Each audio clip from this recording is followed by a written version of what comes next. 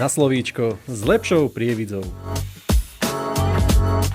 Kandidáti na poslancov nie sú len známe tváre z online sveta a billboardov. Sú to bežní ľudia, ktorých zaujíma, kam smeruje ich mesto. Pozrime sa na kandidátov týmu Lepšia prievidza, čo ich motivovalo začať a ako chcú prispieť k vytvoreniu lepšej prievidze. Moderuje Braňo Gigac, kandidát na primátora mesta Prievidza. Dnes s kandidátkou na poslankyňu do mestského zastupiteľstva za volebný obvod číslo 1 Staré mesto Žabník-Necpalí Martinou Polievkovou.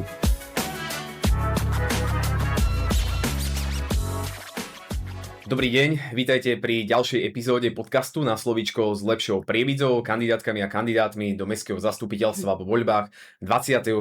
októbra, ktoré nás teda čakajú už nie ani o 3 mesiace. Dnes je tu so mnou Martinka Polievková, ktorá je poslankyňa mestského zastupiteľstva, operná diva, tak ju pracovne volám, ale ona aj tou opernou divou je a kandiduje vo volebnom obvode číslo 1, to je naozaj veľký volebný obvod, Necpalí, Kopaničky, Žabník, Centrum, Dlhá ulica, Hajfa, Ciglianska, Mládež a určite som ešte na niečo zabudol. Martinka, tak vítaj. Áno, ďakujem za pozvanie. Prajem pekný dobrý deň. No a poslucháčom. ideme na to. Ideme na to. Ideme na to. No, Martinka, väčšina ľudí ťa pozná ako energickú ženu, učiteľku spevu, organizovala si tu viacero vždy kultúrnych podujatí, koncertov, aj spolu sme už viacere zorganizovali, si zároveň aj poslankyňa, ale kto je Martina Polievková mimo práce a politiky? Tak v prvom rade som mama, mám rodinu, ktorú nadvšetko milujem. No ale to, čo ako vystihuje mňa a moju osobnosť, je moja práca samozrejme. Pretože moja práca nie je práca, je to moje poslanie, je to môj koníček, je to moje hobby, ktorú naozaj mám veľmi rada a je to pre mňa zmysluplná činnosť. Je to práca, kde človek, keď niečo dáva, tak dostáva aj tú spätnú väzbu. V tom zmysle si myslím, že každý pedagóg na Slovensku alebo na celom svete by mal v prvom rade horieť, aby zapálil tých študentov. Je hrozne dôležité, ako si povedal, že som energická, áno som. A práve to je to, čo je môj hnací motor. Nie len v škole, ale aj v rodine. Proste milujem život a ľudí a proste ja naozaj sa snažím motivovať hlavne tých mojich študentov a naučiť ich v živote, aby boli pokorní. To je podľa mňa zásada číslo 1, či je to športovci, alebo sú to umelci, ale aj normálni bežní ľudia. A proste myslím si, že dávam tým študentom chlieb do ruky. Tým, že ich vediem a naučím ich spievať a oni v závere končia ako osobnosti. A toto je pre mňa ako úžasná vec, že prídu ako 14-ročné deti a odchádzajú ako 20-roční vyzretí ľudia. Hudba je vlastne teda s tebou spojená celý život, ale aby aj všetci, ktorí ťa aj nepoznajú, vedeli, že vlastne kedy si zistila, že práve umenie a hudba bude tvojou životnou cestou? No, asi hneď, ako som sa narodila. Lebo ja som proste milovala spievať od mala. Ja som mala 3 roky a ja som stále spievala. Ja som sa tak narodila a ja som vedela už v 3, 4, 5 rokoch, že ja budem spevačka. Ja som to hovorila stále mojim rodičom, mojej starej mame, ktorá ma vychovala. A proste povedala som si, áno, ja chcem spievať. Ja som to vedela hneď. A ako som k tomu prišla, bolo také ako celkom humorné. V Malej Lehôtke v kultúrnom dome prišiel spevácky zbor, detský spevácky zbor Úsmev a ja som sa to tak nejak dozvedela, mala som asi 7-8 rokov a ja som si povedala, idem sa tam pozrieť. Tak som si tam proste sadla do tej rady medzi tie deti a pani dirigentka Magdalena Orlíková, na ktorú strašne rada spomínam, ona bohužiaľ nás opustila vo veku 42 rokov, tak sa na mňa divá, že ty si kto? No tak som povedala, ja by som tu chcela spievať a odvtedy som tam spievala až vlastne do mojej strednej školy. Wow. A mám úžasné zážitky na to, veľa priateľstiev. Dodnes vlastne udržiavame kontakty a priateľstva z tohto zboru. Ty učíš na konzervatóriu v Žiline a čo ti robí vlastne dodnes tú najväčšiu radosť pri práci s mladými ľuďmi? To, ako som povedala, to je to, že to má zmysel. Že ja vidím, že to, čo do nich vkladám, tak oni príjmú a oni sa to naučia. Oni proste mi rozumejú a oni vedia, že tak toto je správne a hlavne tam je hrozne dôležitá v pedagogickej práci tá dôvera. Tí študenti, oni ti musia uveriť, ale oni ti neuveria len preto, že ty učíš na konzervatóriu a ty si ten pedagóg. Proste jednoducho ten človek musí mať v sebe. To je Mhm. podľa mňa učiteľstvo je dar, to je talent. Normálny talent. Kultúra spája ľudí a my sme aj spolu zorganizovali 2 krásne Áno. vianočné koncerty v kostole svätého Bartolomeja vo Farskom kostole. Rovnako sme v Prievidzi vyskúšali urobiť aj taký prvý novoročný koncert v Dome kultúry, v roku 2025 bol. No a prečo je podľa teba dôležité organizovať takéto podujatia a spájať tých ľudí? No pretože umenie a kultúra sama o sebe proste ľudí ako keby zušľachťuje. Ja mám osobné skúsenosti, ja všetko vlastne, čo vám tu poviem, je len z mojej vlastnej skúsenosti. Keď som priviedla aj ľudí do divadla, do opéry, na koncerty, tak Ježiš, opéra pre Boha, to nie. A naozaj je fakt ten, že keď tam prišli, vypočuli si to, tak odchádzali úplne, že Ježiš, to bolo úžasné. A toto je presne to, že to je ten Amorov šíp, čo ťa tráfi presne do srdca. A keď je dobrý spevák, umelec, vie to predať, má v sebe, to, ja neviem, to je ten dar, tak to sa nedá, to proste musí človek zažiť a musí tam prísť a musí to počuť, ale nie v rádiu, ani v televízii. To musí byť naživo. Mhm. A čo dokáže podľa teba, presne napríklad taký ten koncert, čo sme robili, čo to podľa teba prináša tým ľuďom aj tej celej komunite, ktorá tam je, ale aj ktorá si to možno vypočuje cez záznam? Áno, myslím si, že tak žijeme v dobe, akej žijeme, hej. Spoločnosť je polarizovaná, počujeme to z každej strany, hej. Ten volí toho, ten volí hentoho, ten tak, ten onak, ale proste to umenie je to jedno a proste ten názor a ten svetonázor tých ľudí, keď tam prídu, tak ja mám pocit, že sa všetci spojili. Že neriešime teraz, lebo ty máš iný názor.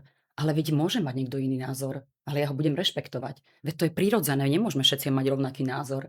Ale tu ide o to, aby tí ľudia sa to naučili vnímať a rešpektovať ten druhý názor.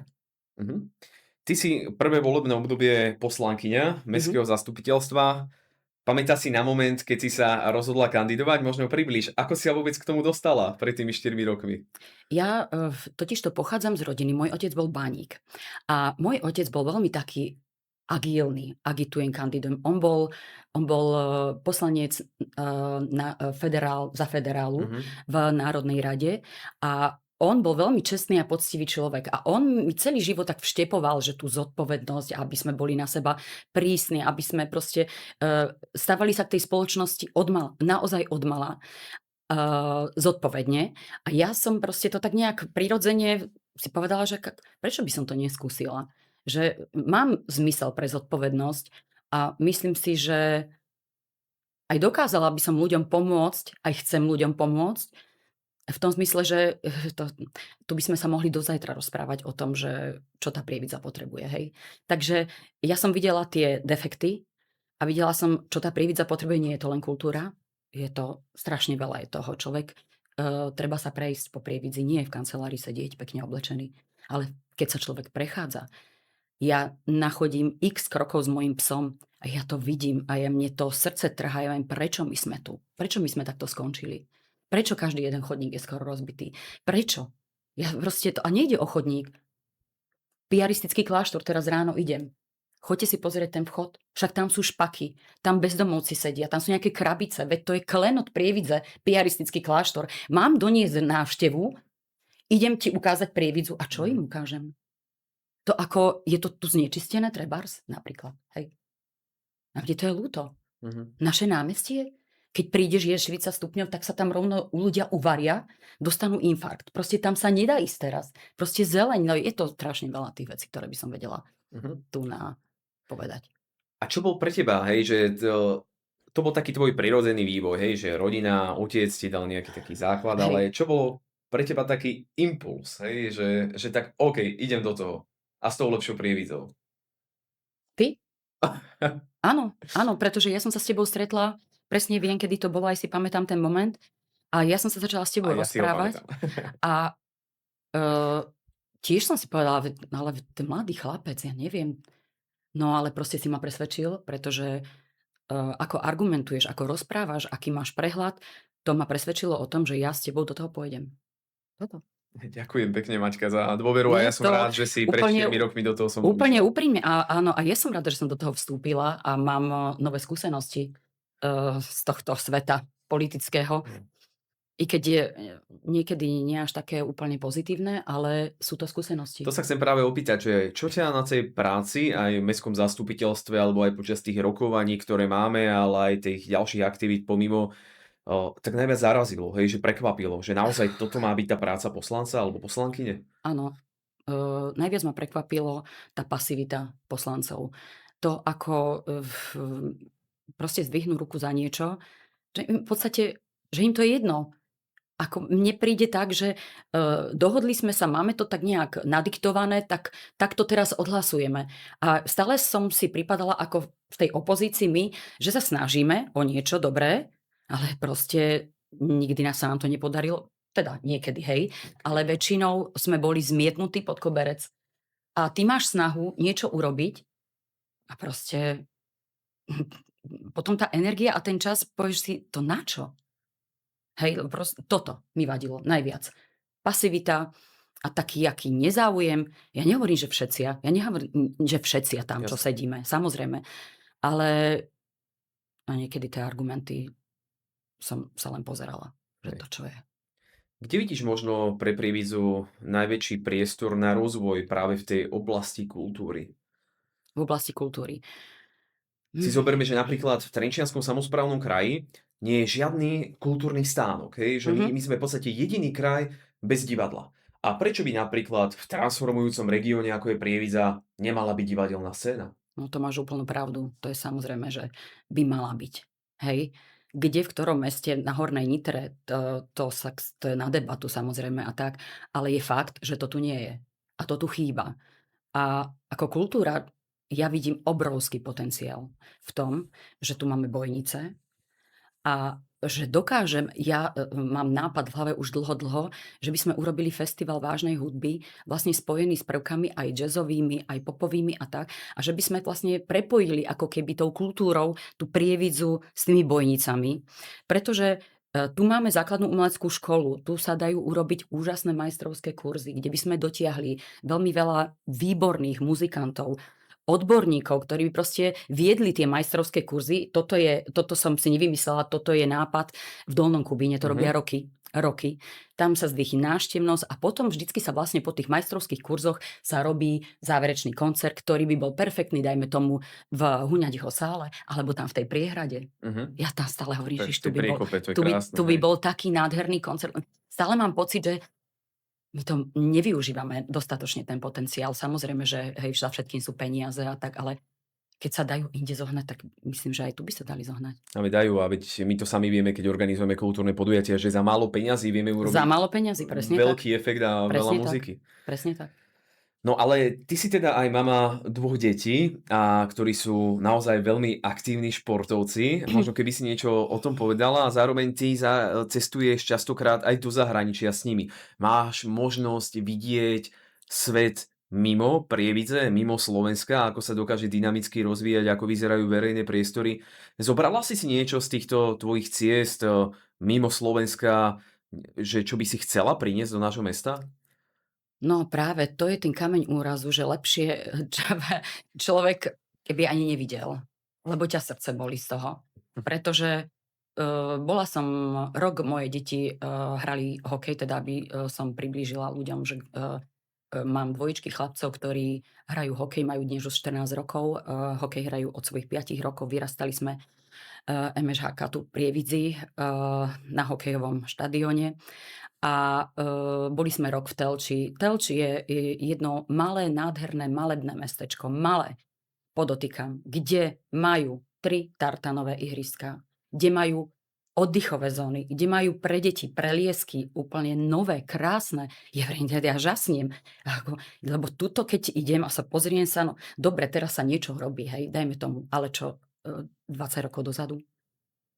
A tam proste, a teraz dajme tomu, aj som ti to fotila, včera som bola v Třinci v parku, tam je lesopark, presne ako máme my tu. No to je niečo úžasné. Jak to tam je urobené. Tam človek chce ísť s tými deťmi si oddychnúť. Chce, len bohužiaľ tu to nie je. Veď sme to videli, aj keď sme len teraz robili koncom mája naše podujatie pre deti v mestskom parku, že tam stačilo urobiť niečo a naozaj ten Áno. mestský park praskal vo švíkoch, veď tam Áno. boli stovky ľudí, Chce čiže to, proste áno, chce to urobiť akciu, chce to niečo vymyslieť, chce to proste, je to práca. dať tomu Hej? pravidelnosť. Dať tomu nejakú pravidelnosť, aby tí ľudia to poznali, vedeli, kde idú, čo idú, že bude to fajn. Veď s tými deťmi, preboha, veď každý rád príde. Hej. Každý rád. Ty si hovorila, že veď tvoje deti trénovali hokej aj na našom zimnom štadióne, čiže ty si zabrdáš nielen do kultúry, ale aj Áno. do toho športu dosť výrazne. A v podstate predčasom bola taká silná kauza aj ohľadne tých šatní na zimnom štadióne. Prvé mesto tvrdilo, že to nie sú tie šatne, ktoré som zverejnil, že oni vyzerajú úplne Jasne. inak. No približ nám teda, aká je realita toho zimného štadióna a aká je realita mimo Prievidze, lebo veď aj na Slovensku sú mestá, ktoré majú hokejové kluby, aj menšie mestá, ktoré majú kvalitné zimné štadióny. No, tak náš zimný štadión, to je jedna veľká katastrofa. Bola som tam 6 rokov, každý deň som v tej šatni bola. Proste naozaj tie fotky, ktoré sa tam nafotili, sú reálne. To tak naozaj bolo. Že tam, ja som sa tam bála aj vkročiť. A v tomto žili naše deti. A je veľmi smutné, že ideme niečo urobiť len preto, lebo teraz je to v médiách, je to hanba, lebo je to hanba a proste teraz sa to renovuje. Chvála Bohu, že sa to robí. Zaplať pán, samozrejme, ale neskoro, všetko neskoro. A keď porovnám štadióny z iných miest, napríklad Žiar nad Hronom, kde sme pravidelne chodívali hrávať, tak to sa nedá. Ja neviem, ten pán primátor, kde zobral na to zdroje. Nemám úplne presné informácie. Ale ja som počula, že on to nejak tak sám s nejakými svojimi ľuďmi dal určite nejaké konanie, samozrejme, hej, výberové to a muselo by to transparentne všetko v súlade so zákonom. Ale ten štadión tam je. Je aktívny, hej, že... A to nechcem povedať, Braňo, o zimných štadiónoch, ktoré sú v každej dedine v Čechách.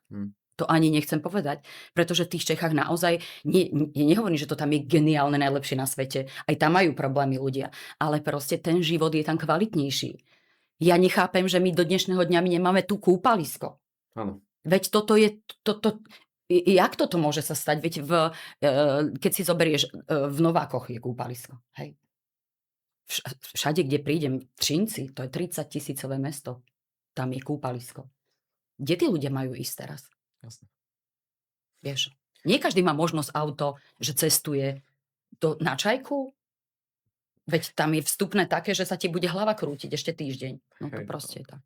Chýbajú nášmu mestu vízie, aj odvážne plány, hej, že zaspali sme tú najlepšiu dobu, nepripravili sme sa na ňu a presne ako aj pri tých šatniach čakáme, kým nám to spadne na hlavu a až potom to začneme riešiť a nie priebežnými úpravami a teda adekvátnym investovaním. Maťka, poďme na tú záverečnú rubriku. Áno. Záverečná rubrika, čiže ja hovorím neúplné vety a ty ich budeš dokončovať, dobre?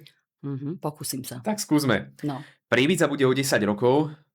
Moderné mesto. Najväčší potenciál nášho mesta je? V transformácii Hornej Nitry. Ak by som mohol zajtra zmeniť jednu vec, bola by to? Námestie a vedenie. Verím, že raz budú obyvatelia na Prievidzu hrdí, pretože? Bude jedno super moderné miesto pre život. Pre ľudí, pre deti, pre dôchodcov, pre všetkých. Jednou vetou, prečo by mali ľudia dať dôveru práve tebe? No, nad týmto som sa zamýšľala, čo poviem. Pretože myslím si, že nie je to len dôvera práve mne, ale je to dôvera v nás všetkých, lebo ja ako sama osoba nezmôžem nič. Preto potrebujeme mať silu v kolektíve, preto musíme byť silní, zomknúť sa a Prievidzi pomôcť. Tak toto vidím ja. Ďakujem, Maťka, že si našla čas aj za rozhovor. Takže toto bola Martina Polievková, kandidátka vo volebnom obvode číslo 1, za tým Lepšia Prievidza. Prajeme ešte príjemný zvyšok dňa. Ďakujem, dovidenia.